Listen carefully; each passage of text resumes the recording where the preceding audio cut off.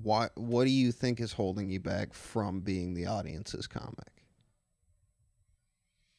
Because I feel like I toe that line too. Like I don't ever want my shit to work in the front of the room and not work for the back. Like that's Yeah. a big thing for me. And it's I like if I have a joke that's working for the front of the room and people I'm like go to the back and like somebody's giving me shit about it, like I'm not doing that joke anymore. Like even if it's killing, unless it's something I really like. I'm like this. I mean, I'll check with people. I'll check Yeah. with people that I respect or whatever. But do you think it's? I don't. It's a weird question to ask. I think I was a fan of comedy for a long time before I got into it. So I feel like I have a different perspective of like I was in the audience and I remember being at Gabe Rutledge's show on New Year's Eve and like being like, I think I can do this. Like this guys like locally are doing this. Like it was so I was going to Parlor, I was going to these clubs and seeing it. I saw Attell live and like Yeah.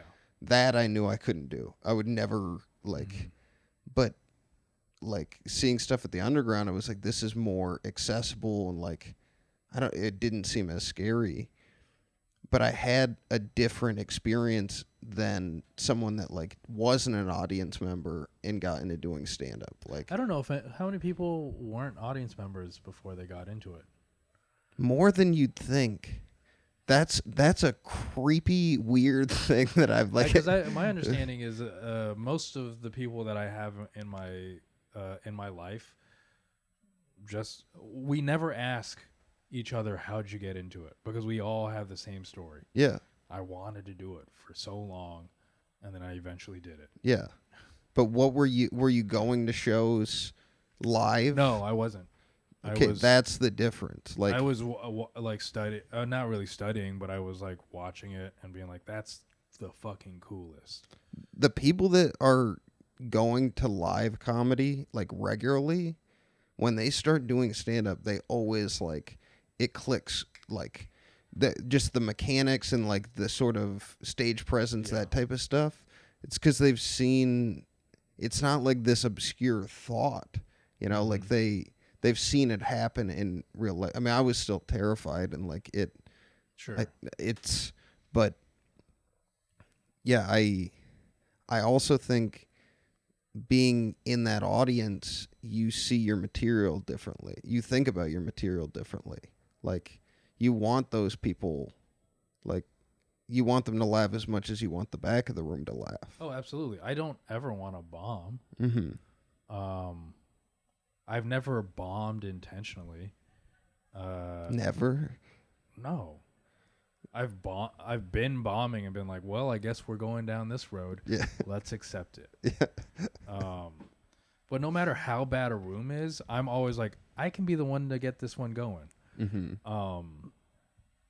And yeah, like of course. So I want my jokes to be something that every audience member gets, but you can't sacrifice who you are. Yeah, not at the expense of your integrity. Yeah, not at the expense of your integrity. Not at the expense of like I also can't write a joke that I'm not gonna laugh at. I don't have the ability to put out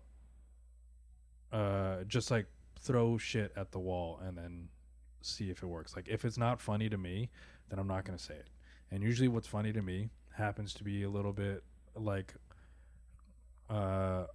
it's actually all over the place, but like what the things I come up with are probably on the like they deal with like race and like social issues and whatever, and those are things that people sometimes aren't ready to talk about. Yeah. In a humorous way. Mm-hmm. I mean I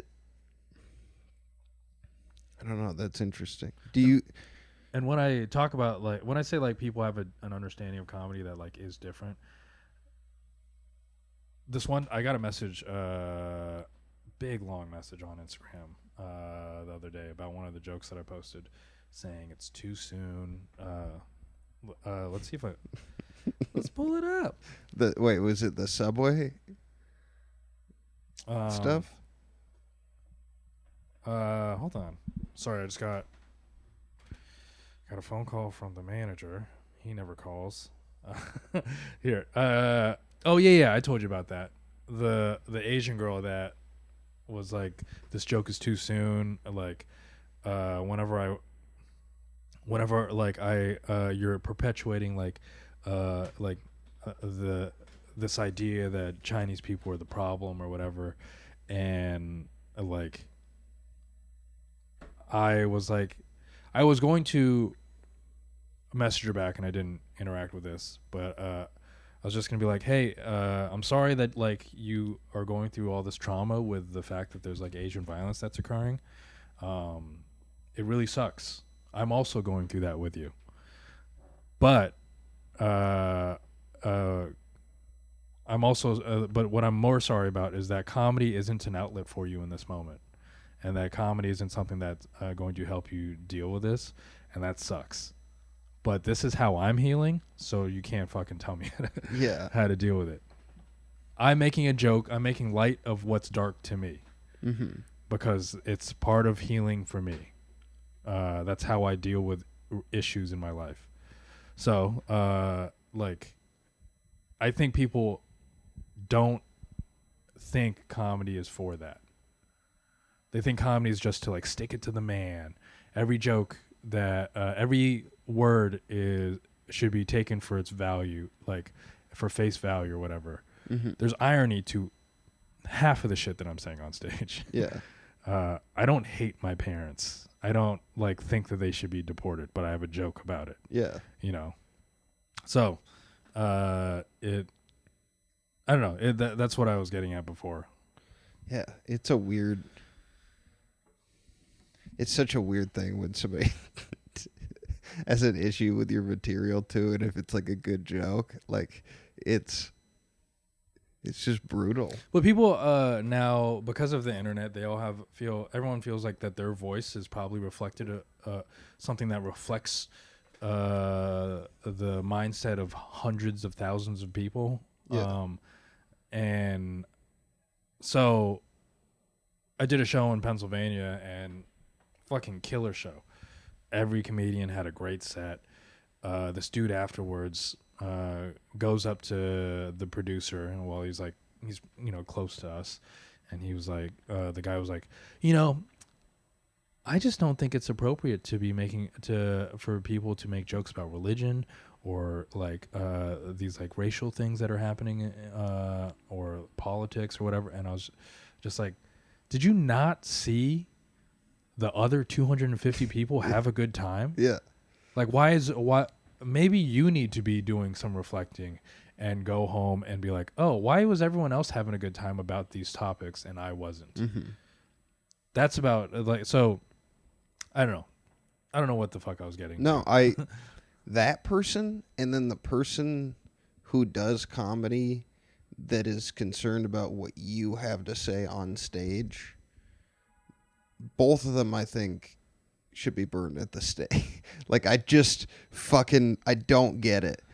If you were going on stage and have a microphone and saying what your truth is, and I want to do the same, neither one of us get to, like, I don't get to tell you what to do, and you don't get to tell me what to do. Yeah. And there's so much of that. And then the audience member that voluntarily comes and says, this is what you can and can't joke about, but it's not in line with, like, the room decides. Yeah. Like, you don't get to pick yourself. And it's like, that's what we're battling as comedians. There's that guy, and then the person that does comedy that tries to tear other comics down.